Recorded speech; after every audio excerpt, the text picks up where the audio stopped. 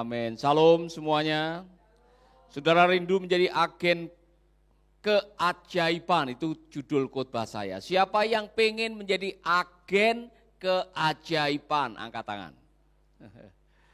Luar biasa, saudara-saudara. Khotbah pagi hari ini adalah sesuatu yang sangat praktis. Semua bisa melakukannya di mana saja. Dan tidak peduli apakah saudara hamba Tuhan, pendeta, atau saudara adalah jemaat biasa. Selama engkau adalah umat Allah, saudara bisa dipakai oleh Allah untuk menjadi agen keajaibannya Allah. Amin. Amin. Tolong tulis 3 kalimat ini ya. Untuk menjadi agen kebaikan Allah cukup melakukan 3 hal ini. Get up, go find someone, and do something. Ya kan? Bingung kan saudara-saudara? Ya kan? Nomor 1 apa saudara? Get up. Get up. Yang kedua, go and find someone. Pergi ketemu dengan seseorang. Dan yang ketiga adalah do something. Semua bilang do something. 1 Raja-Raja pasal yang ke-17. Kita akan belajar di situ saudara-saudara. Saya masih ingat ternyata ketika kita get up, go find someone, do something. Get up, go find someone, do something. Allah melakukan hal yang luar biasa yang di luar pemikiran kita kadang-kadang. Tuhan sudah menyiapkan keajaiban yang luar biasa dalam kehidupan kita. Amin. 1 Raja-Raja pasal yang ke-17 ayat 7 mulai. Tetapi sesudah beberapa waktu, sungai itu menjadi kering. Saudara tahu sungai apa itu? Sungai Kerit. Sebab hujan tiada turun di negeri itu. Maka datanglah firman Tuhan kepada Elia. Bersiaplah pergi ke Sarfat, yang termasuk wilayah Sidon, dan diamlah di sana. Ketahuilah, aku telah memerintahkan seorang janda untuk memberi engkau makan. Sesudah itu ia bersiap lalu pergi ke Sarfat. Setelah ia sampai ke pintu gerbang kota itu, tampaklah di sana seorang janda sedang mengumpulkan kayu api. Ia berseru kepada perempuan itu, katanya, cobalah ambil bagiku sedikit air dalam kendi supaya aku minum. Ketika perempuan itu pergi mengambilnya, ia berseru lagi, cobalah ambil juga bagiku sepotong roti. Perempuan itu menjawab, demi Tuhan Allahmu yang hidup, sesungguhnya tidak ada roti padaku sedikit pun, kecuali segenggam tepung dalam tempayan dan sedikit minyak dalam buli-buli. Dan sekarang aku sedang mengumpulkan 2-3 potong kayu api, kemudian aku mau pulang dan mengolahnya bagiku dan bagi anakku. Dan setelah kami memakannya, kami akan mati. Tetapi Elia berkata kepadanya, janganlah takut, pulanglah, buatlah seperti yang kukatakan. Tetapi buatlah lebih dahulu bagiku sepotong roti bundar kecil daripadanya dan bawalah kepadaku, kemudian barulah kau buat bagimu dan bagi anakmu. Sebab beginilah firman Tuhan, Allah Israel, tepung dalam tempayan itu tidak akan habis dan minyak dalam buli-buli itu pun tidak akan berkurang sampai pada waktu Tuhan memberikan hujan ke atas muka bumi. Dalam bahasa Inggris ditulis get up. Bersiaplah, get up. Bersiaplah. Nah saudara-saudara, kalau saudara ingin menjadi agen keajaiban, Anda tidak bisa terus tinggal di wilayah rasa nyaman. Siapa yang tidak nyaman, saudara-saudara, bangun pagi sudah ada steak, sudah ada daging bakar, sudah ada anggur di sampingnya, ya kan? Ini Nabi Elia lagi camping di pinggir sungai Kerit. Dipelihara oleh burung gagak, Tuhan jaga. Dia tidak perlu harus nyalakan api, tidak perlu harus nyalakan kompor, tidak ada kompor waktu itu. Tapi dia bangun pagi sudah ada makanan. Nanti sore hari ada lagi diantar makanan. Makanan kualitas atau makanan yang boleh dibilang kualitas kerajaan. Siapa yang tidak senang? Saya mau tanya Pak Rudi, bangun pagi sudah ada steak, ya kan?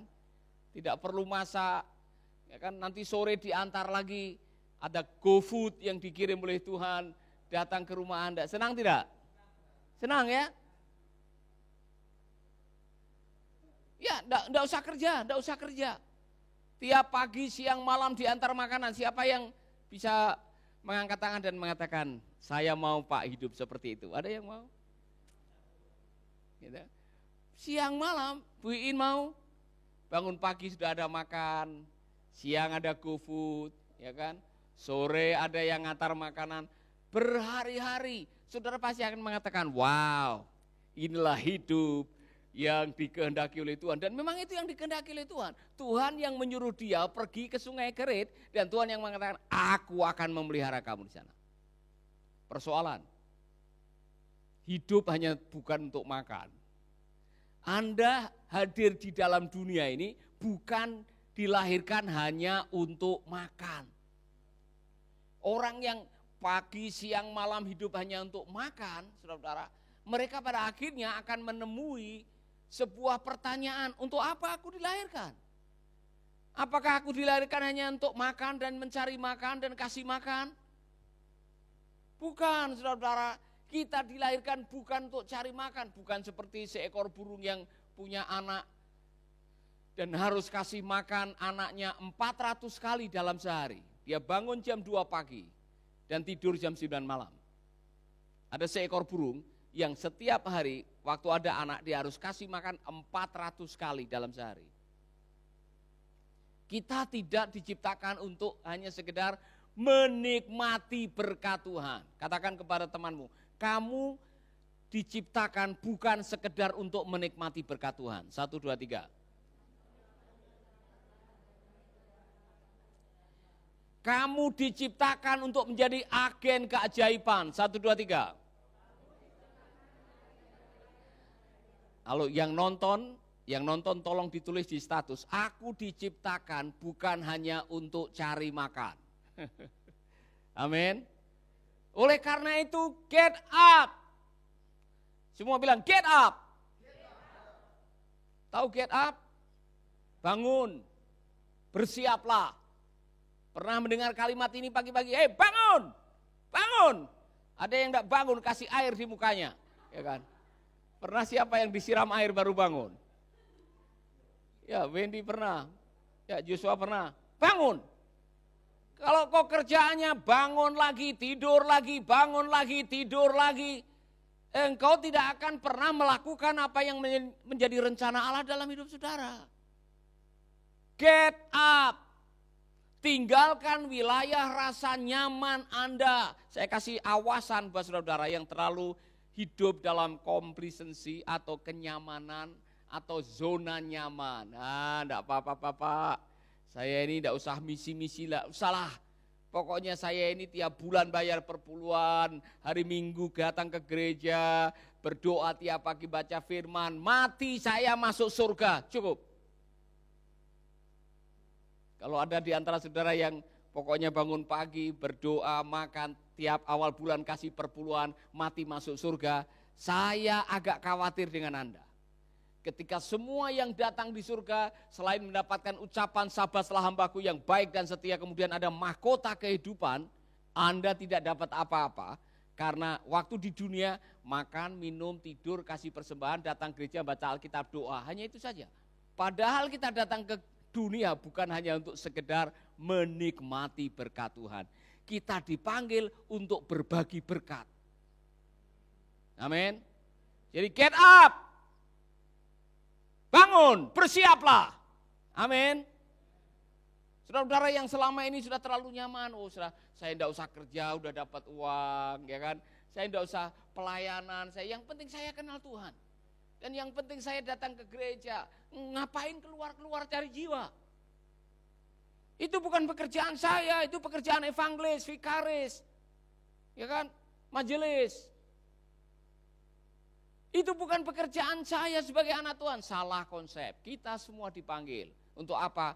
Untuk melakukan kebaikan, to join him in the work he does. Haleluya. Get up. Hamba-hamba Tuhan, get up. Jangan hanya duduk di balik meja. Mendoakan supaya jiwa-jiwa datang. Ya kan? Saudara-saudara, kita yang harus meniru apa yang dilakukan oleh Tuhan Yesus setiap pagi. Get up. Dia bangun pagi-pagi, kemudian apa? Pergi ke kota-kota dan ke desa-desa. Saudara-saudara, jangan bangun pagi kemudian saudara berdoa lipat tangan. Kirimkan jiwa-jiwa ya Bapa. Kirimkan. Yesus sudah bilang go. Anda yang pergi. Anda yang cari jiwa, Tuhan sudah sediakan di sana. Amin. Saya ulangi lagi. Jangan saudara sudah dikasih perintah go and make disciple, saudara perintah Tuhan, kirimkan jiwa-jiwa. Oh Tuhan kirimkan jiwa-jiwa.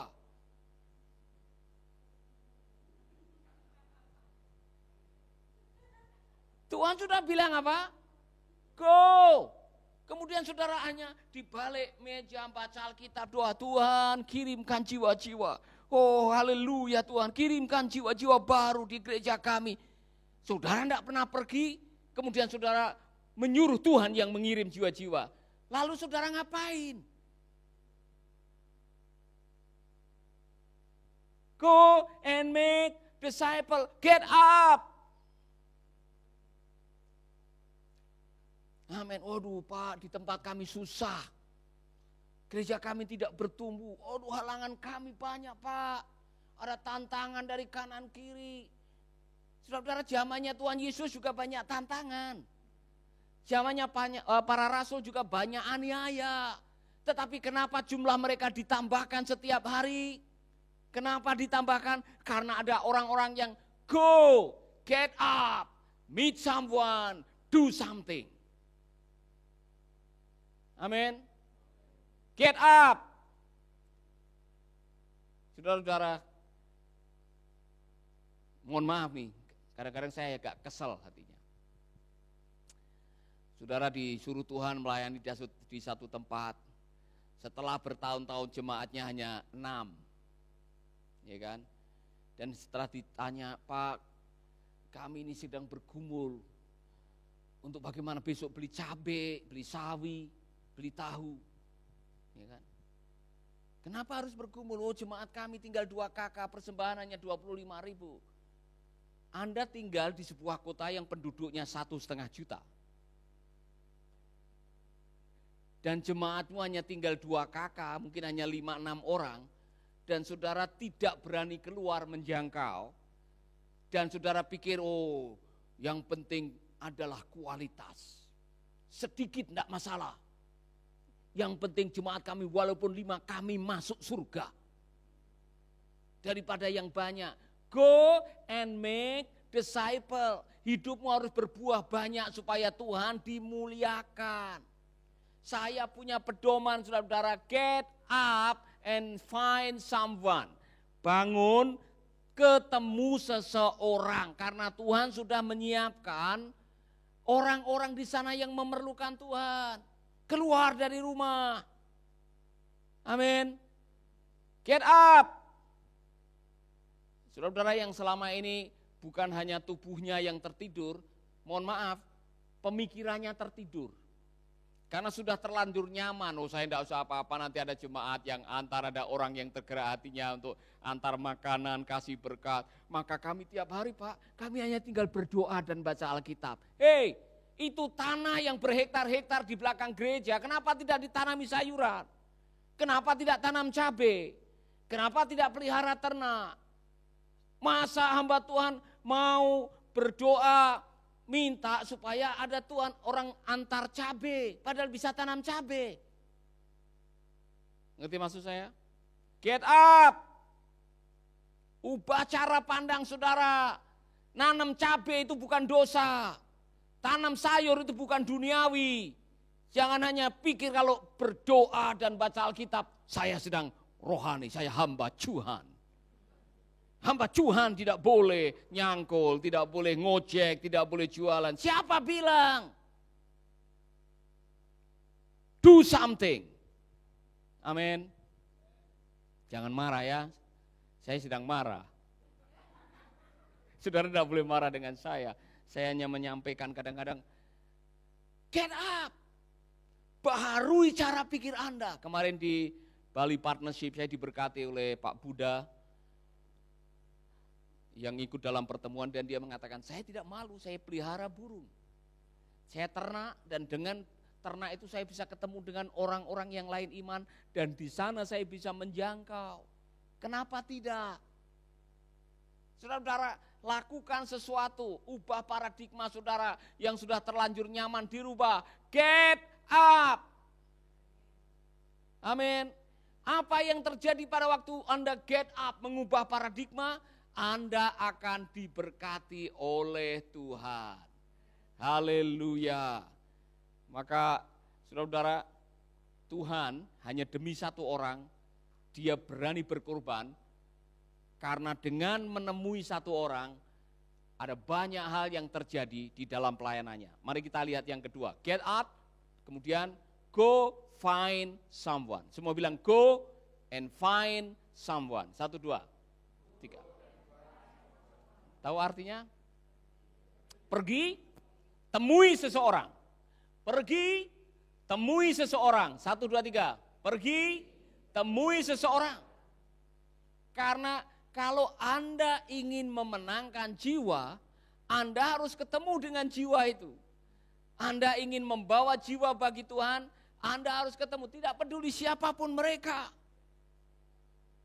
Keluar dari rumah, temui seseorang. Saudara nanti akan diperkaya dengan pertemuan itu. Saya bertemu dengan Pak Subali.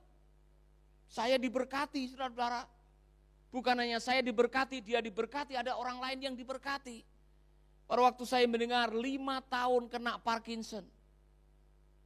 Saya melihat rumahnya, saya melihat keadaan pelayanannya. Saudara-saudara, saya terharu. Dan pada waktu saya mulai memikirkan apa yang bisa kita lakukan buat hamba Tuhan ini, saya kirim SMS. Ada teman yang lama sekali tidak kontak. Waktu melihat status saya tiba-tiba dia telepon, Pak Paulus, I want to do something. Ada teman saya dari Bali yang mengatakan, Pak, apa yang kami buat, Bapak kirim. Berkati orang ini, dia perlu obat, dia perlu sembako, dia perlu masa depan buat anak-anak. Dia gerakkan teman-temannya, dia kasih saya, Pak kami sudah kirim, Pak kami sudah kirim. Dan saya mengecek dengan hambanya, sudah Pak terima kasih. Saya bilang berterima kasihlah kepada orang-orang itu. Saudara-saudara, ketika kita menemui seseorang, pasti ada sesuatu yang Tuhan sudah agendakan. Kenapa kami disuruh ketemu dengan Pak Subali? Kenapa kami disuruh ketemu dengan Pak Kadek Sumartana? Kenapa kami disuruh ketemu dengan Kadek Wismaya? Kenapa kami disuruh ketemu dengan Pak Kartiko Soleman? Semua bukan kebetulan. Bahkan belajar dari Tuhan Yesus, hanya demi satu orang, dia bisa mengorbankan KKR besar-besaran yang terjadi di Kapernaum. Dia bilang sama murid-muridnya, kita pergi ke Gerasa. Ada satu orang gila di sana. Saudara-saudara, demi satu orang gila, Yesus yang sedang buat KKR di sebuah kampung lagi hebat-hebatnya, lagi heboh-hebohnya, lagi terkenal di situ. Dia bilang sama murid-muridnya, mari kita menyeberang ke danau dan kita akan menemui seseorang. Saudara, di sana hanya satu orang gila di kuburan. KKR di kuburan hanya didatangi satu orang. Tapi satu jiwa bagi Tuhan, ternyata itu begitu besar nilainya bagi kerajaan Allah. Karena di hadapan Tuhan satu jiwa berharga. Amin. Dia meluangkan waktu daripada lewat jalan suci, dia memakai jalan najis. Orang Yahudi tidak mau melewati Samaria. Karena mereka sudah lama punya paradigma yang berbeda, Samaria itu najis. Tetapi Yesus mengkhususkan diri mengunjungi kota atau lewat kota Samaria karena di sana ada satu orang PSK yang perlu diselamatkan. Dia duduk di sumur itu hanya untuk satu jiwa. Go and find someone. Siapa tahu ternyata yang PSK ini pada akhirnya dia bisa menjadi penginjil untuk seluruh kampungnya.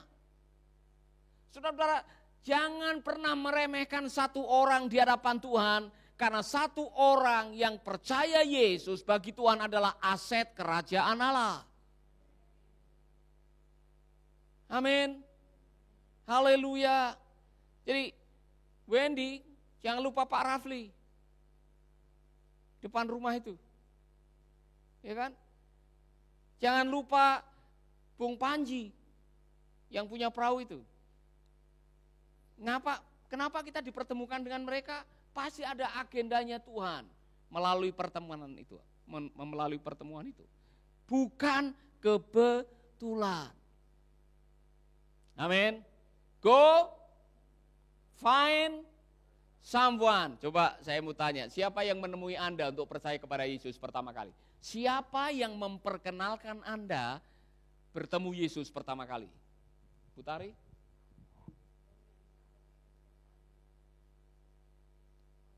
Office boy. Office boy. Apakah kebetulan office boy itu ketemu dengan ibu?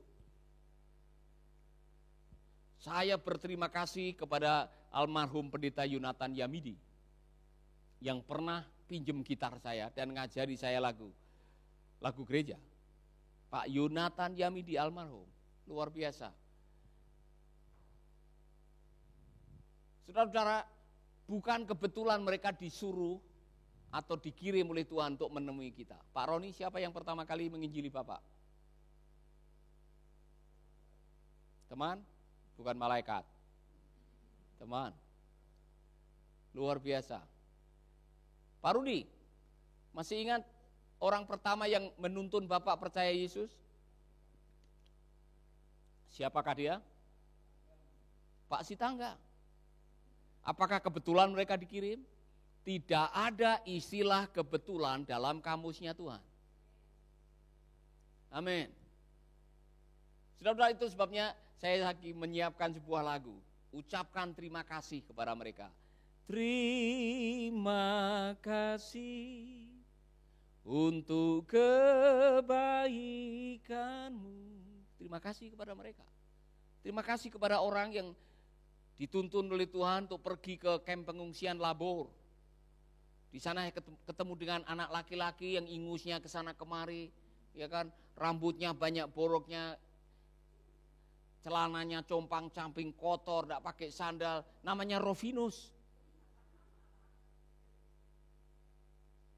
Saudara tidak pernah menyangka bahwa pertemuan itu adalah agendanya Tuhan.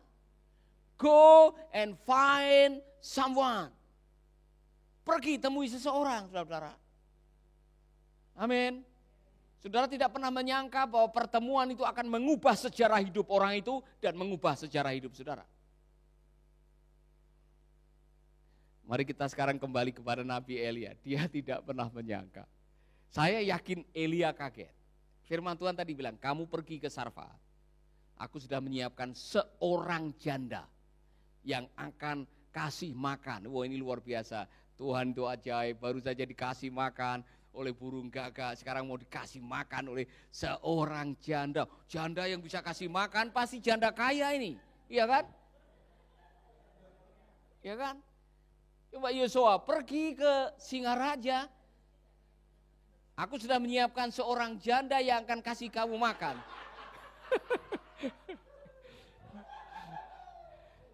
Gimana Yosua? Kau naik motor, mau ketemu janda ini ya kan? Ya. Kau sudah pikir ini janda mau kasih makan nih pasti janda kaya, ya kan? Saudara sampai di Singaraja, ada janda yang jualan di pinggir jalan, jualan tisu.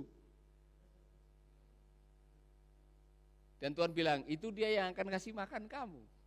Kamu tega minta makan dari janda yang mendatangi motor atau mobilmu yang jualan tisu. Kemudian saudara bilang, Bu, pulang ambil air, kasih saya air. Ya kan? Ibu itu baru pulang, jangan lupa, bawa nasi goreng ya buat saya. Apa yang ada di benaknya janda itu? Ini anak muda kurang ajar nih, ya kan? Ya tidak tahu diri, saya untuk makan aja susah, jualan tisu di pinggir jalan, kau tinggal main perintah saja. pulang ambil saya makan, kasih saya makan. Nanti dulu. Ini perintah Tuhan. Saudara-saudara, saya yakin Elia tidak menduga itu bukan janda kaya, janda miskin yang sebentar lagi mengharap diri dan anaknya akan mati karena kelaparan. Tapi saudara tidak pernah menyangka bahwa pertemuan itu sudah diatur oleh Tuhan. Tuhan yang ngeset segalanya. Dan kalau Tuhan sudah mengatur segalanya, Tuhan tidak hanya perintahkan kamu untuk ketemu orang, Tuhan sudah punya agenda yang akan dilaksanakan untuk kedua saudara. Untuk yang diutus dan untuk siapa kepadanya Anda diutus. Go and find someone. Go and find someone. Pergi, temui seseorang. Keluar dari rumah. Get up. Keluar dari rumah. Temui seseorang.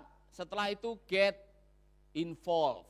Lakukan sesuatu. Do something. Wow. Saya tidak tahu, nanti kita tanya kepada Nabi Elia. Perasaannya dia pada waktu mendengar kata ibu itu. Ini tepung terakhir, minyak terakhir. Saya cari kayu ini untuk membuat roti terakhir, setelah itu kami akan mati. Nanti dulu, buat saya dulu ya. Saudara-saudara sudah menjelaskan, ini roti terakhir. Kami akan mati. Elia bilang, nanti dulu. Kamu akan hidup. Kamu akan hidup kalau kamu kasih itu dulu pada saya. Mana lebih baik? Kamu makan sendiri kemudian kamu mati, atau kamu kasih roti itu untuk saya dan kamu akan hidup. Saudara pilih yang mana? Ya? Kalau kamu menikmati roti itu sendiri dengan anakmu, setelah itu kamu mati, seperti yang kamu katakan, dan sekarang ada firman Tuhan bilang, kasih itu ke saya, nanti Tuhanku akan pelihara kamu. Saudara-saudara, kita belajar sesuatu di sini, bahwa sebetulnya Elia disuruh ke sana untuk memelihara janda itu. Bukan dia yang akan dipelihara oleh janda itu. Ya kan? Jadi pada akhirnya Elia ke sana untuk menjadi agen keajaiban buat janda itu, yang pada akhirnya keajaibannya juga nyiprat ke dia. Karena dia juga bisa hidup di situ. Nanti saudara akan melihat berikutnya, anak janda itu meninggal. Dan Elia yang menghidupkan kembali. Menjadi agen keajaiban. Jadi begini, ketika saudara sudah disuruh untuk bertemu seseorang, lakukan apa yang Tuhan katakan, itu saja. Lakukanlah agenda Tuhan. Bukan agenda saudara-saudara.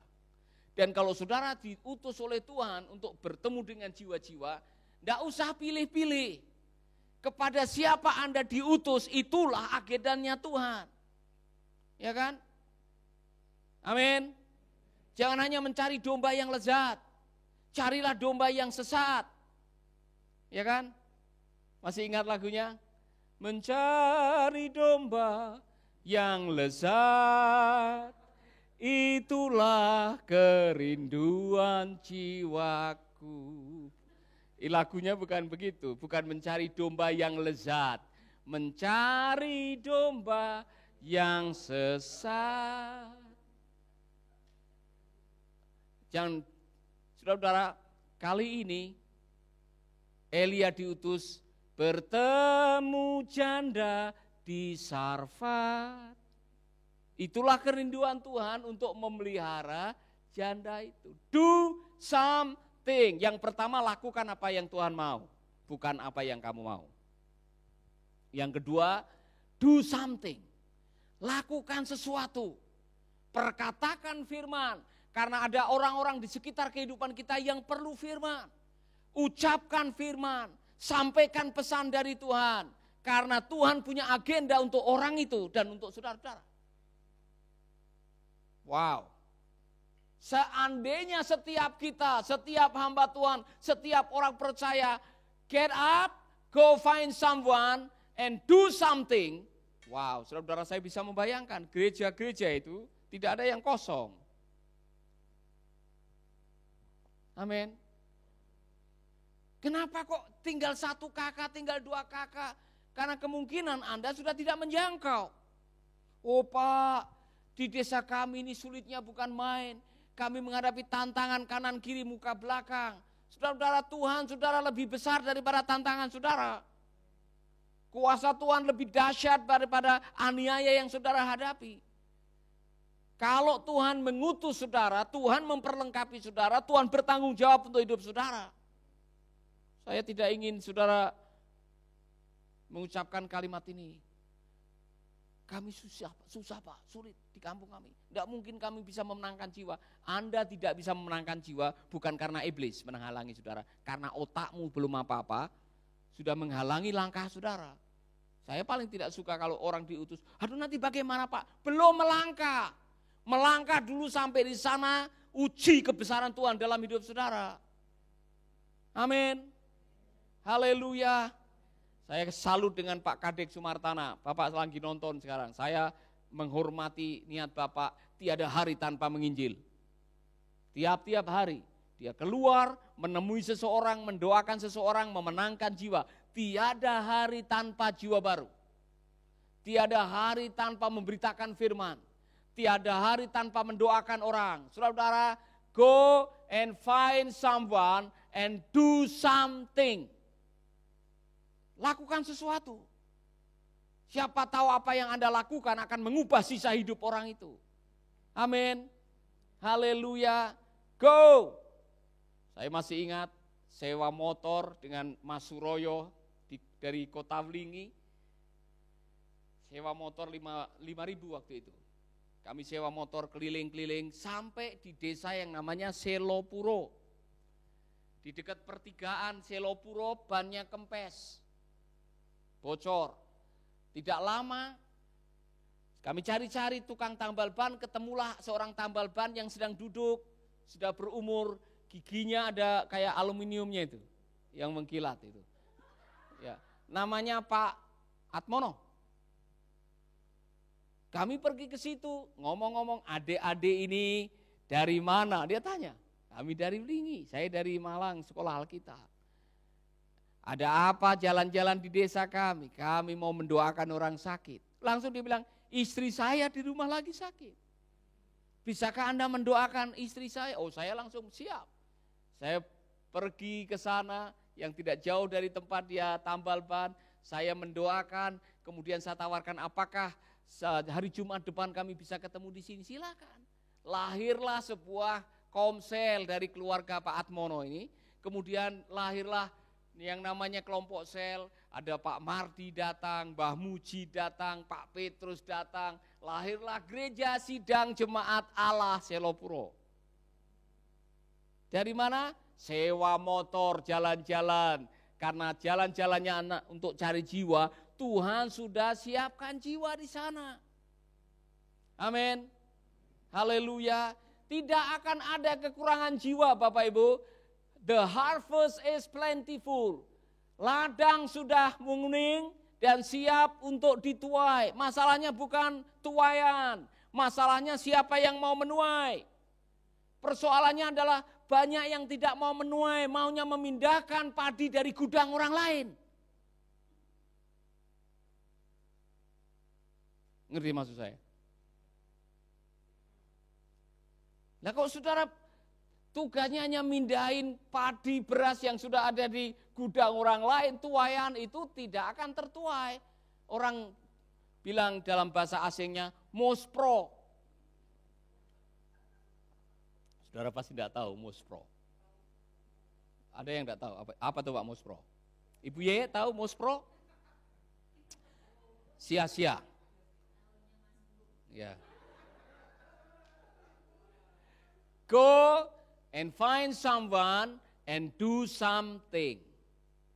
Saudara-saudara, Tuhan kalau mengutus seseorang bukan dengan tangan kosong. Segala kuasa di bumi dan di surga sudah diberikan kepadamu. Kata yang dipakai adalah otoritas. Apa itu otoritas? Ada beda antara otoritas dan kuasa. Kuasa itu kekuatan, otoritas adalah hak untuk melakukan sesuatu. Jadi pada waktu Tuhan mengatakan segala otoritas di surga dan di bumi diberikan kepadaku, sekarang aku berikan kepadamu, pergi dan beritakan Kristus dan muridkan. Kuasa Roh Kudus, itu dari Roh Kudus, otoritas dari Yesus.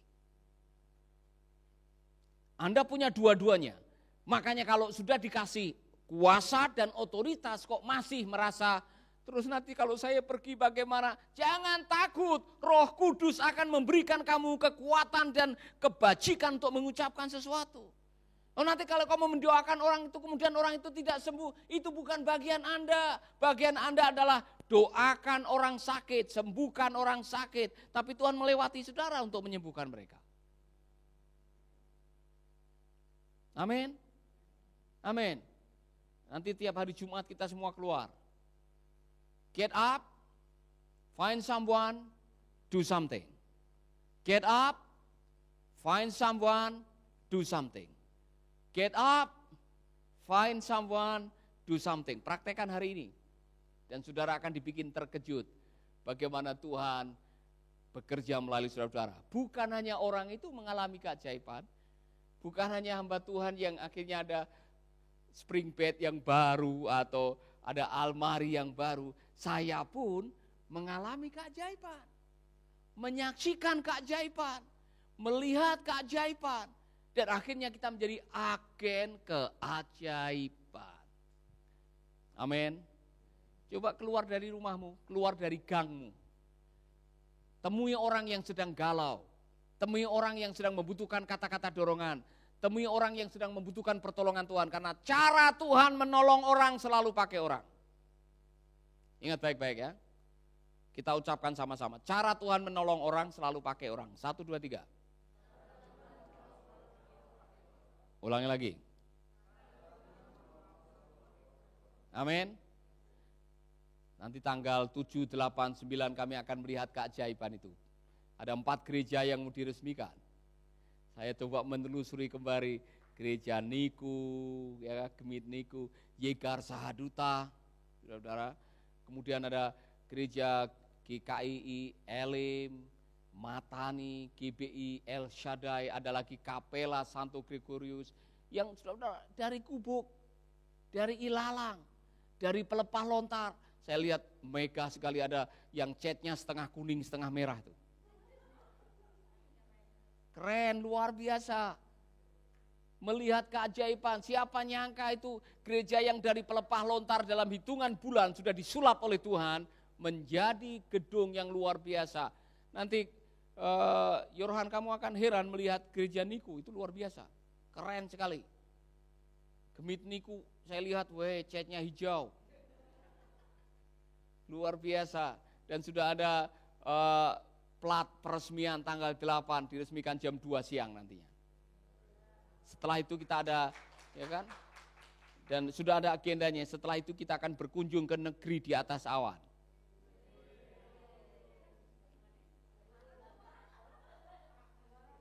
Ya.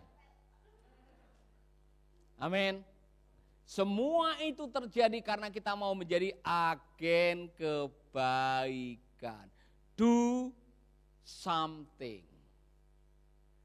Go and find someone. Get up. Itu saja. Siapapun saudara bisa dipakai oleh Tuhan menjadi agen keajaiban. Tidak peduli, tidak mesti harus tamat sekolah Alkitab. Tidak mesti harus ada S1 ya, baru dipakai Tuhan. Ada S1, S2, S3 tidak pernah memenangkan jiwa, mau bikin apa? Mahal-mahal duitnya.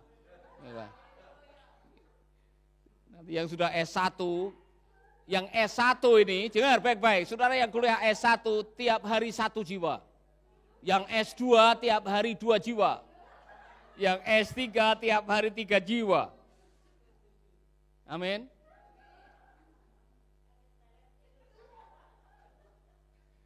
Mari kita berdiri bersama-sama. Kita nyanyikan, terima kasih untuk kebaikanmu. Untuk kebaikanmu. D. Terima kasih untuk kasih setiamu. Untuk kasih setiamu. Terima kasih. Terima kasih untuk kebaikan-Mu, untuk kebaikan-Mu. Terima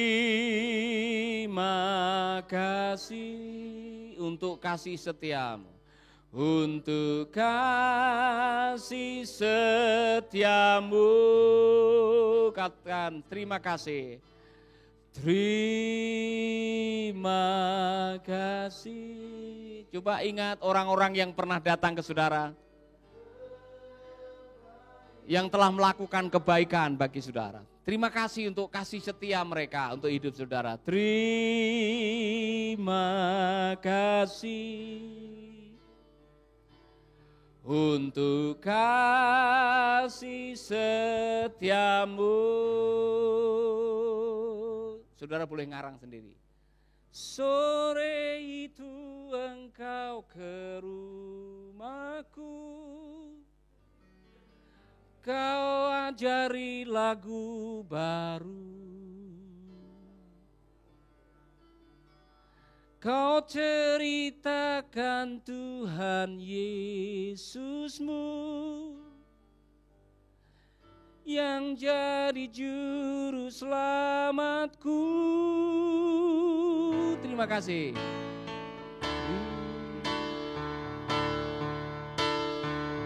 Wendy, kau punya cerita? Maju ke depan coba, pakai bahasa Ambon. Kebaikan-Mu, terima kasih. Yang lain-lain ngarang ya, mulai sekarang. Terima kasih untuk kasih setia-Mu. Bahasa Ambon. Dangki banyak forsamu yang kau buat, sampai beta terima Yesus. Beta bersyukur par Tuhan Yesus yang subri Baduk Padolfi keselamatkan beta. Terima kasih. Pak Roni, Yosua. Untuk kebaikan-Mu, terima kasih. Terima kasih untuk kasih setia-Mu, untuk kasih setia-Mu. Beta bersyukur par Tuhan Yesus pertemukan Ibu Tari beta selesai ini. dengan Pastor Paulus Wiratno. Oke, Bu Lydia siap. Kaskola beta berjadi hamba Tuhan, akhirnya beta bisa jadi berkat. Terima kasih. Terima kasih untuk kebaikan-Mu. Terima kasih Pak Roni. untuk kasih setia-Mu. Sore itu engkau ke kampungku, namanya Labor, saat hati sedang ragu. Engkau memberi harapan baru, Engkau menuntun langkahku ke panti Mercy.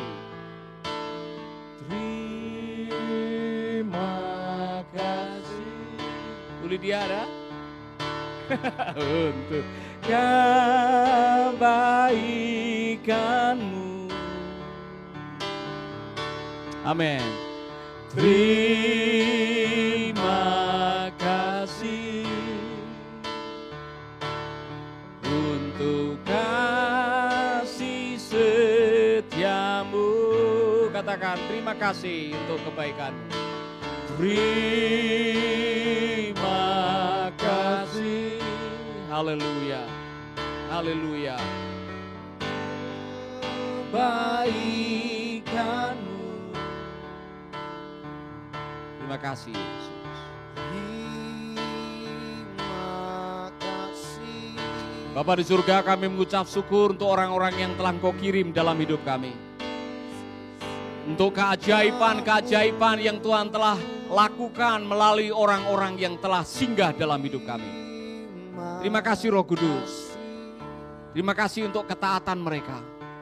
Terima kasih untuk pengorbanan mereka, untuk hamba-hamba Tuhan yang telah rela mengorbankan cita-citanya, mengorbankan hidupnya, bahkan mengorbankan nyawanya untuk jiwa-jiwa yang pada akhirnya akan menjadi aset kerajaan surga. Kami rindu kebenaran firman pagi ini menjadi kebenaran pribadi kami. Saudara-saudara yang sudah menulis pokok-pokok doa, saudara akan didoakan. Hambanya Pak Yohanes akan maju ke depan. Nyanyikan terima kasih. Terima kasih. Amin, amin, amin. Untuk kebaikan.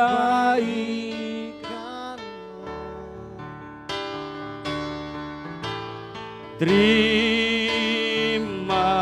kasih.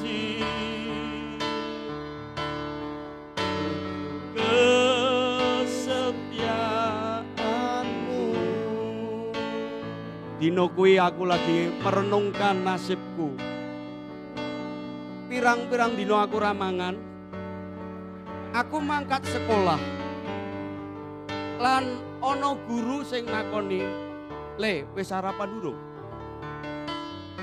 "Dereng, Pak." "Yuk mangan soto yuk."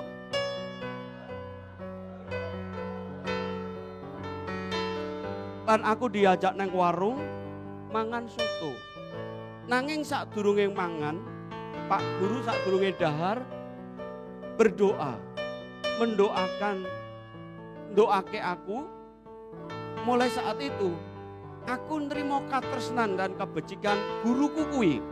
Ya kuwi gurune Pak Joko namane, sing percaya karo Gusti Yesus. Mulai saat itu aku nemokke urip sing sejati. Aku mulai percaya karo Gusti Yesus. Terima kasih. Terima kasih untuk kebaikan-Mu. Terima kasih Tuhan. Terima kasih untuk kasih setia-Mu. Untuk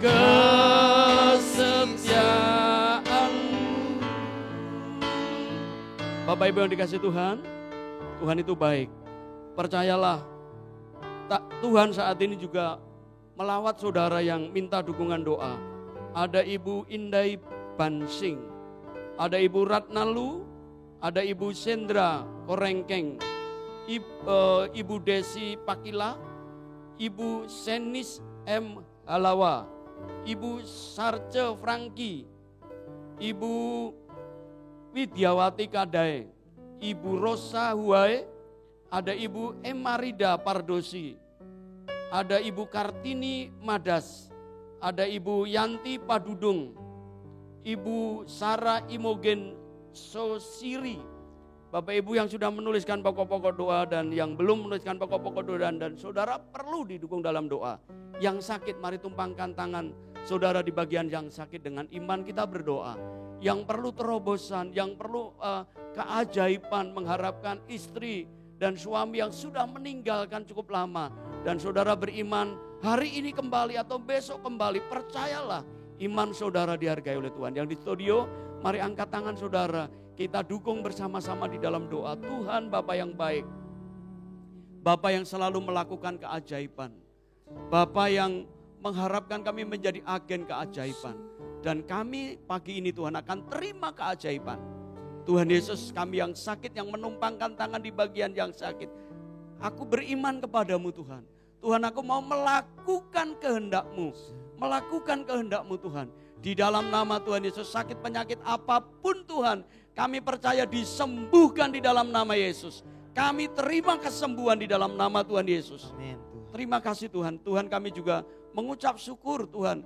Kami yang perlu terobosan dan Tuhan juga sudah melakukan terobosan, sudah menyembuhkan. Kami yang terpapar COVID, ada beberapa yang disembuhkan. Tuhan, kami mengucap syukur bahwa Tuhan kami adalah Tuhan yang ajaib. Tuhan yang terus akan melakukan keajaiban. Kami yang membutuhkan terobosan ekonomi di dalam usaha kami, hubungan kami dengan rumah tangga. Tuhan, kami berdoa kuasa hikmat-Mu menyertai kami, kerendahan hati kami Tuhan. Untuk kami meminta maaf, untuk kami memulai berkomunikasi. Tuhan, urapi perkataan kami. Tuhan, urapi Tuhan Yesus. Sehingga apapun Tuhan, tunduk di dalam kuasa-Mu Tuhan Yesus. Terima kasih. Hubungan kami akan diperbaiki, dipulihkan, keluarga kami dipulihkan, ekonomi kami dipulihkan, rumah tangga kami dipulihkan, bahkan pelayanan kami dipulihkan oleh karena kuasa Tuhan. Terima kasih Bapa, kami terus mendoakan bangsa dan negara kami Indonesia, Engkau melawat Tuhan. Biarlah kasih karunia Tuhan menyertai bangsa kami dengan pemimpin-pemimpin kami yang diurapi oleh Tuhan. Terpujilah Engkau Tuhan Yesus, terpujilah Engkau. Terima kasih, kita nyanyikan pujian ini.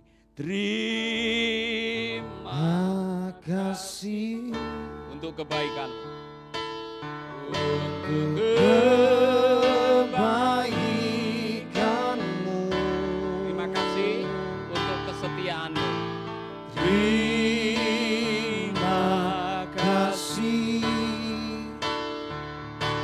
Untuk kesetiaan-Mu. Bapak, kami mengucap syukur. Terima kasih untuk kebaikan-Mu, kesetiaan-Mu melalui orang-orang yang telah Kau kirim dalam hidup kami. Para donatur, para partner, para pemimpin, para leader, hamba-hamba Tuhan dimanapun juga yang telah Engkau kirimkan. Bahkan sahabat-sahabat kami yang telah menjadi bagian daripada pelayanan kami. Terima kasih untuk kebaikan.